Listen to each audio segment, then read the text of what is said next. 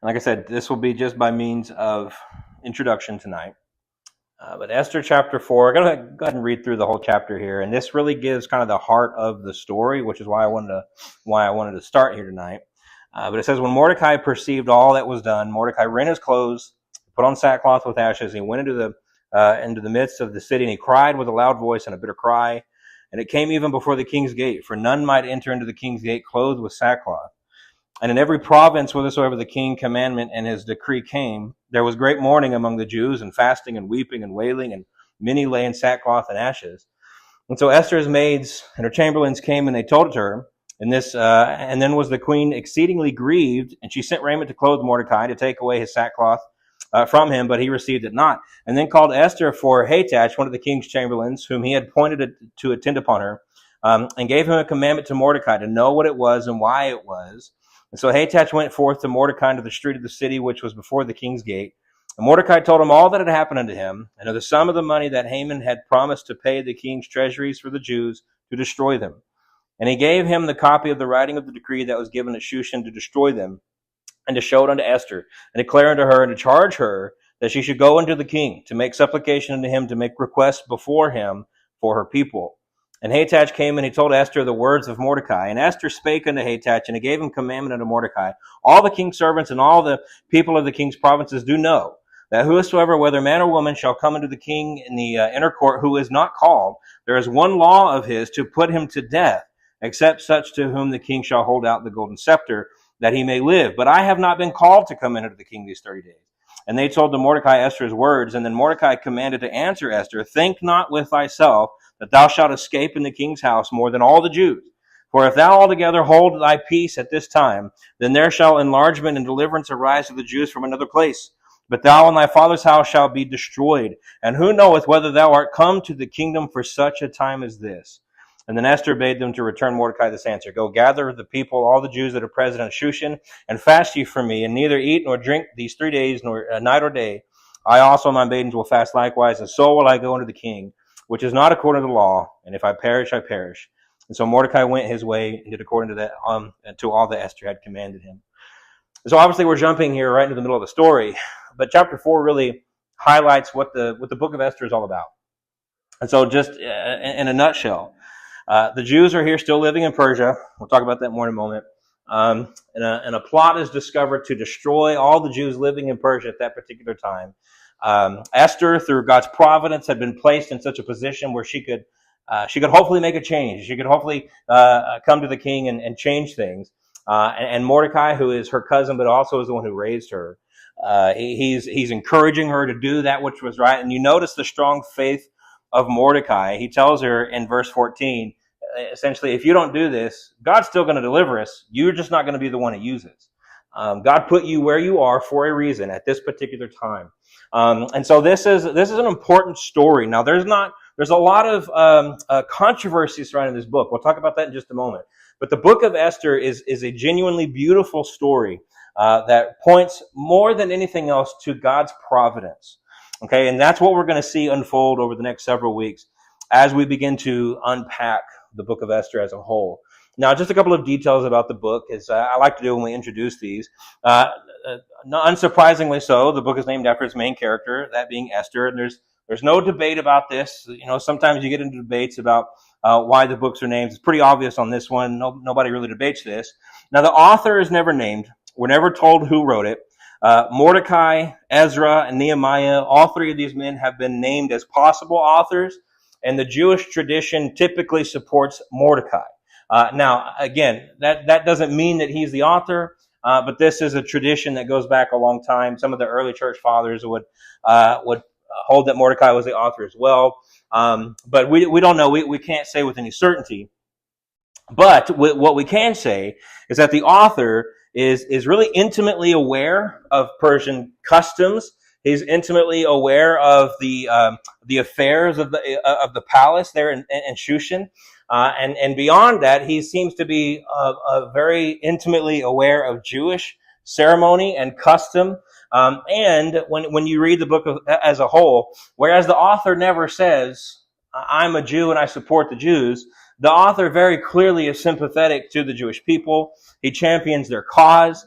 And so for this reason, it seems very likely that the author himself was a Persian Jew, somebody who was a second, maybe third, or even more a generation from one of the Jews who had come into Babylonian captivity. And so again, I think Mordecai is very possible, but we can't say with any certainty. Furthermore, as far as when the book was written, again, we can't be specific on this.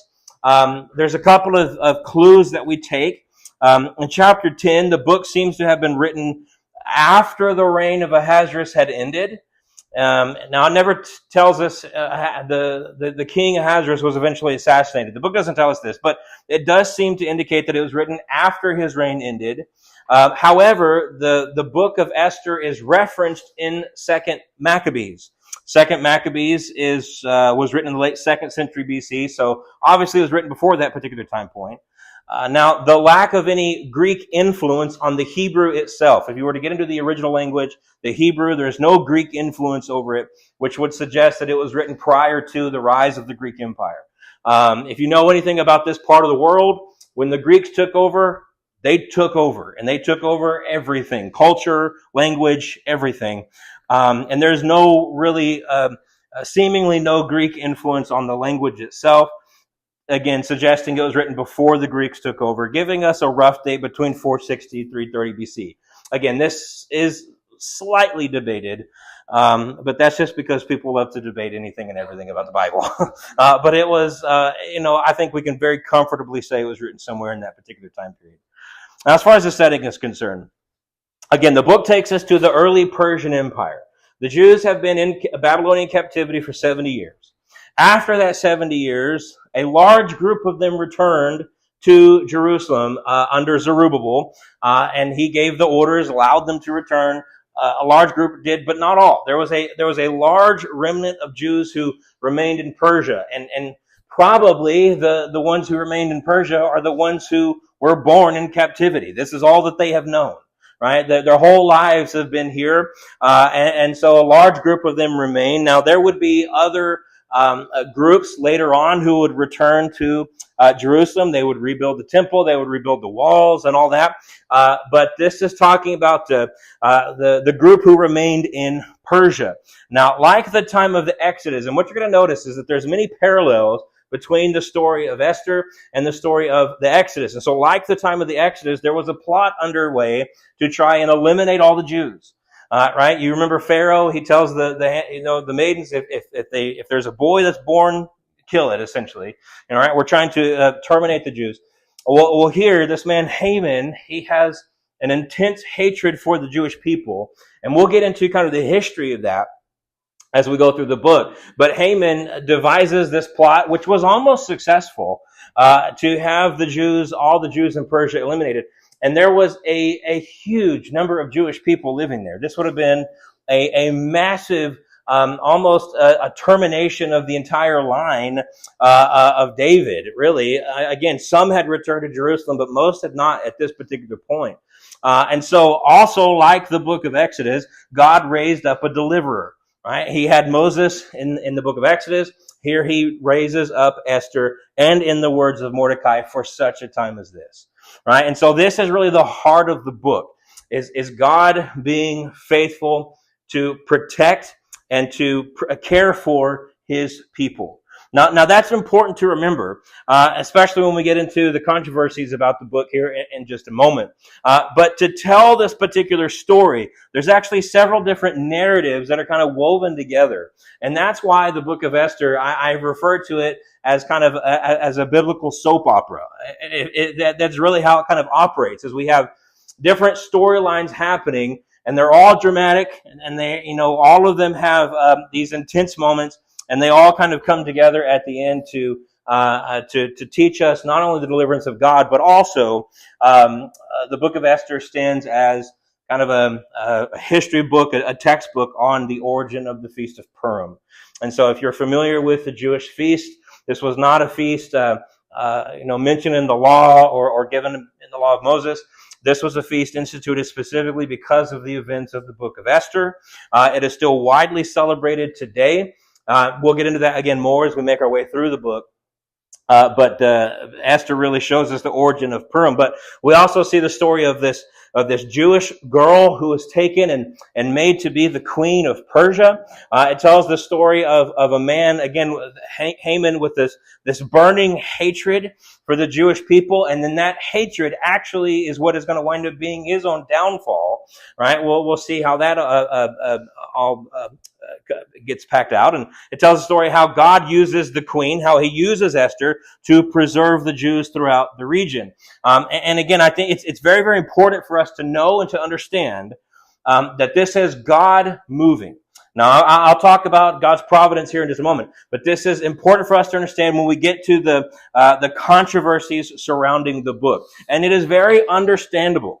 It is not difficult to see why many people, Christians throughout the centuries, throughout the millennia now, have struggled with the book of Esther. Many have even said it doesn't even belong in the Bible. And I'll give you some reasons why. Some of these you probably know, some of these you might not. The name of God, the name Lord, any direct references to Jesus, they are all absent, completely absent from the book. You read through the book of Esther cover to cover, you will never find God mentioned. You will never see the name Lord or Yahweh. None of that is there. There are no references at all to any prayer or to any religious duty outside of fasting. Fasting is mentioned. That is the only religious duty or ceremony as far as Jewish religious ceremony mentioned in the whole book. There are no references to the law of Moses. There are no references to Jerusalem. There are no references to the temple, which for a Jewish book is incredibly, incredibly rare. The New Testament, interestingly enough, the New Testament never quotes or even refers to the book of Esther. There are several books of the Old Testament that don't have direct quotations in the New Testament, but they're in some way they are alluded to, or they are referenced in some way. Maybe not a direct quotation. Not so with the book of Esther. It is not to be found in the New Testament. And so for these reasons, again, many people have questioned its inclusion in the canon of Scripture. And then furthermore, beyond that, many also question its historicity, specifically because, and it's not limited to this, but specifically because the name Ahasuerus and the name Esther are, again, absent from any historical record that we have. Nobody, if you read the Persian historians, or after them, if you read the Greek historians, you are never going to find Ahasuerus. Now, I won't get ahead of myself. And so because of this, people question if it should be in the Bible at all. And then for many years, really up until relatively modern times, for many years, even Christians would say, we think it belongs in the Bible, but we don't think anybody should approach it as being historically accurate. It's just kind of a novella. It's a story. It tells us how Purim began, and some of these things may have happened, but probably not how the book of Esther actually depicts them. It dramatizes everything. It makes everything, worse than it really was. And it's, again, really until more modern times has that opinion begun to diminish. And so there's a lot of controversy around the book. Right? Is this something we should even study? Is this something we should even look at? Is this something that we should say, this is historical record? This isn't just a story. This is historical record. And so to that, let me just give a couple of things. Now, some of this will be answered more, again, as we make our way through the text of the book in the coming weeks. But just a couple of things to set the record straight here. It is true that God's name is absent, but his hand is not. And this is the most important thing that we need to see in the book of Esther. One can clearly see the hand of God's love and protection over his people and his hand of sovereignty over the leaders of Persia. You would have to read the book of Esther with complete blinders on to not see how God was moving in the book. Yes, his name might not have been written down. His name might not have been mentioned by the author. But God was very, very evidently and very clearly moving behind the scenes to make these events take place. This is so abundantly obvious. It is still sometimes it boggles the mind why this remains to be a quote-unquote controversy. It is true that Esther is never mentioned in the New Testament. I don't deny that. Never mentioned, never alluded to. There's no references that anybody could even pull out and say, well, maybe this is a reference to Esther. No, it's not there. It's absent. It is also true that the same could be said about the book of Ecclesiastes, the Song of Solomon, the book of Obadiah, the book of Zephaniah, and yet we're not questioning the canonicity of these books, right? Just because it's not mentioned in the New Testament does not mean that it is not Scripture. That is, you've probably heard the phrase before, but that's an argument from silence. That's not a good way to argue. We have to deal with the content of the book itself, not whether or not it is reiterated in the New Testament. Now, that's a good way. If it is reiterated in the New Testament, that's a good evidence that it is Scripture. But just because something's not mentioned doesn't mean that it's not Scripture. Hopefully that makes sense. And again, it is true that certain names in the book of Esther are absent from the history books. This is true. I don't deny this. However, the name Ahasuerus, or the king Ahasuerus, is almost certainly, and again, we'll get into this more in chapter 1, is almost certainly King Xerxes. And the name itself, Ahasuerus, is simply a Hebrew transliteration of his Persian name. And so the name that he's known by, if somebody was talking about the history of Persia, Xerxes is the name that they would know. But Xerxes wasn't even his real name. Xerxes is the Greek translation of his Persian name. And so Xerxes isn't even the actual name, but he had a Persian name which was translated into Greek, Xerxes. That Persian name was translated, or actually transliterated, into Hebrew as Ahasuerus. And so there's no conflating with history. There's no conflict here. There's no error here. It's just the Hebrew way to say the name. Furthermore, it was rare for any queen to be mentioned. You read through the history of Persia, and there are a few queens named. But if the argument is because she's not named, she didn't exist, then we're going to have to start wiping out a whole lot of queens of Persia. And so, again, that's not a rarity. I agree with what Mervyn Brenneman said here. He said, number one, research has demonstrated the author's credibility as a witness to Persian affairs and culture. I'll come back to that. Number two, the viewpoint of Jesus and the apostles is that the Old Testament history as a whole is an unquestionably reliable guide to the events of the time. And then number three, there is no indication that the book is intended to be taken other than as a straightforward narrative of the events as they occurred. And so there's a couple of things I want to clarify there. It is true that sometimes the Bible uses stories. Jesus taught through parables over and over and over again. But the difference in saying that Jesus used kind of, a made-up story and saying, well, I think Esther is a made-up story, is that we know that Jesus was telling a made-up story. He taught that way on purpose. And we know that he is not presenting the parables as real historic events. There is nothing in the book of Esther that tells us this is a dramatization. There's nothing in the book of Esther that tells us this is not really how the events played out. The book itself is intended to be taken as accurate. And so if we're going to read the book of Esther through as it was written, the natural conclusion that one would come to is that this is how the things actually took place. And so if that's the case, and if that's the direction the Bible is leading us, then to say, well, no, this isn't historical, this isn't accurate, this is just a dramatization, would be to imply that the Bible was written in a manner to deceive. And that's simply, not okay within the inspiration of Scripture. And then another thing here, the first point he says, research has demonstrated the author's credibility as a witness. I mentioned earlier, until fairly recently, many even Christian, scholars and teachers, theologians, came to the conclusion that Esther is canonical. It should be in the Bible, but we shouldn't treat it as reliable history. That's beginning to change because as we begin to discover more things from this particular time period, as we learn more about the Persian culture, as we learn more about their history, what you come to find out, the author of Esther got it exactly right. The things that the author says about how things were operating at that particular time, the places and the people involved, all this, he got it exactly right. And so, like I said, that is a view that is diminishing, and I think for good reason. And before I go to the last thing here, I'll say this. I've said this before 100 times.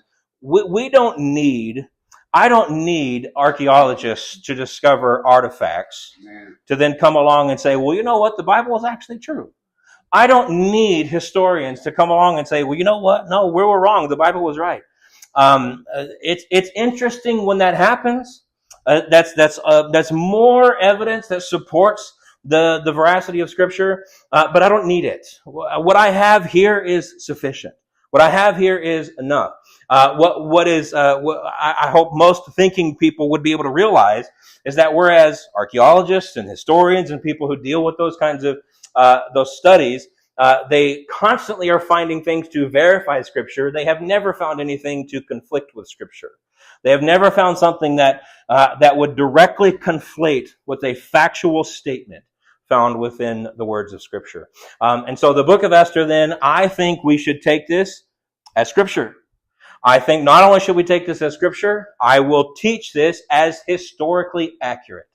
The things that Esther says actually happened, and the things that Esther says not only happened, but they happened as the book says they happened. And so that is my approach to Scripture just in general. But that is also my approach here for the book of Esther. And then lastly here, I want to see a couple of themes.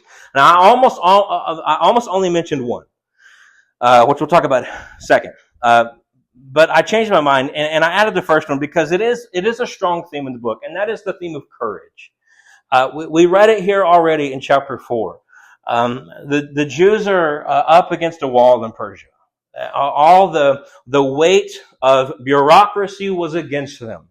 What we didn't read there in chapter 4 is that the king kind of, I don't want to say unknowingly, but kind of through deceptive means, winds up signing a decree that would allow for the extermination of the Jewish people in Persia. Well, here, again, what we have in historical record is that as the king of Persia, he can't say, never mind. He can't write a new decree that just says, the first one's bunk. Don't listen to that anymore. No, once a king has decreed something, it is the decree. It is unchangeable. And so what do the Jewish people do? And so here we have Esther, and we read it here in chapter 4. Mordecai is imploring her, go to the king.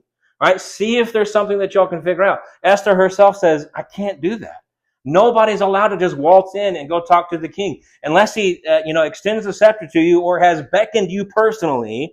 To do that is a death sentence. I can't do that. And so this is where we get the famous statement. You were put here for such a time as this. And so Esther does this, and she goes before the king. And of course, as we'll see in a moment, God was providentially using all of that. But that doesn't diminish her courage in that moment. She didn't know what God was going to do. She didn't know that God was going to make Ahasuerus extend that scepter and allow her to come in. For all she knew, she was walking in to her death. And yet she knew that that was the right thing to do, and she did it. And we'll see again. I won't mention much on this, but Mordecai also takes a stand. He takes a stand on something that is good and right. Even though it, like Esther's, could have cost him greatly. But he took a stand for it. And there are times when Christians must take a stand. Jesus said in John 16, he says, these things have I spoken to you, that in me you might have peace. And then he says this, in the world you shall have tribulation, but be of good cheer. I have overcome the world. This is why we can have courage in our faith. It's not because there's something just intrinsically brave about us. It's because we serve the one who has overcome the world. The world can't overcome us because the world has already been overcome. Now, what I mean by that is not that they can't hurt us. Man, they can hurt us. They can kill us. They can break this body, but they can't touch our soul. Right? And so we can be courageous knowing that we serve the one who has overcome the world. And then lastly here, the major theme, and as I wrote there, the one that runs unspoken through every verse of the book of Esther, is the providence of God. And again, this, and I'm not overstating this, this is seen everywhere. Now, providence, just as a doctrine, providence is simply defined as the means by which God directs and cares for the universe, and in particular, humanity. But it's not just humanity. God cares for all of his creation, but in particular, his providence is dealing with how he molds humanity to his will. We read in Proverbs 16, a man's heart deviseth his way, but the Lord directeth his steps. Right? God is directing. God is the one behind the scenes. Isaiah 46:10. I love this verse. My counsel shall stand, and I will do all my pleasure. My counsel shall stand, Nobody is going to change it, and I will do all my pleasure. Not I might, I will. It will be accomplished. And so God providentially moves. And what I want you to see about the book of Esther in particular is that God can and he does do this at times through miraculous means. God miraculously and providentially and sovereignly led the Israelites out of Egypt. How? By many miracles. Many miracles, many miracles. He can do that. But God most often works through what we call normative means. And that's what it means. It is normal. It is not miraculous. We might not even consider the fact that God was moving until we are reminded that he was. And so we see this at times in the scriptures, and I don't think anywhere else as clearly as in the book of Esther. This is the entirety of the book. God is providentially moving. He is using natural means to bring about his will. Did he miraculously plant Esther as the queen of Persia? No. He let her be raised up. He gave her a tremendous beauty. We'll see why that comes into play. And because of that, she was, Ahasuerus was drawn to her and placed her in that position. This was not miraculous, but this was God moving behind the scenes to get Esther, the woman he chose, into the position he chose for the purpose he chose. Right? This is how God moves in normative means, but moves providentially. And I'll close with this quote. It's so good because he says it so well. What we have to understand is even though God is moving normatively, that does not mean that he is not moving supernaturally. All right, now let me quote him, and this will make sense, more sense here. Jason Bill Baxter said this: all the happenings recorded are the outworking of circumstances in their natural sequence. Yet, while there is no miracle recorded, the whole thing, in its ultimate meaning, is a mighty miracle. The mighty miracle whereby a sovereign deity so manipulates all non-miraculous events as to bring about a predetermined outcome. And this miracle is all the more miraculous just because it achieves the predetermined outcome without the need for using miracles. And so, in other words, he didn't do this miraculously, but the fact that all of these things take place exactly as God determined them to take place, that in and of itself is a miracle, because nobody else can do that but God. Right? I can't force situations to bend to my will. Right? I can't force Esther to be born and to be raised by Mordecai, and I can't force Esther to take the place of Vashti. I can't force Esther to have the courage to go in and stand before King Ahasuerus. All those are normative means, but I can't do that. Only God can do that. And so, yes, it is normative, but inside the normative, you see the miraculous. And you say, well, that doesn't make sense. Well, that's because we're talking about God. And God works outside of our means. He works outside of our knowledge. And so the book of Esther, I'm incredibly happy and interested and excited to go through this book together. There's so many fascinating things to see. I just enjoy personally. I enjoy teaching through narrative portions of the Bible. They're fun to teach through. But and I'll close with this: you have to be careful, because when you're dealing with narrative, the Bible is simply telling you this is what happened. It's not telling you here's the truth to apply out of this, out of what happened. You have to supply that using biblical principles. But that's what we'll do as we make our way through the book of Esther. And so it'll be a fun study for the next, we'll say, 3 months before jumping back into the book of Chronicles. So hopefully that gets you a little interested for what we have coming up the next several weeks.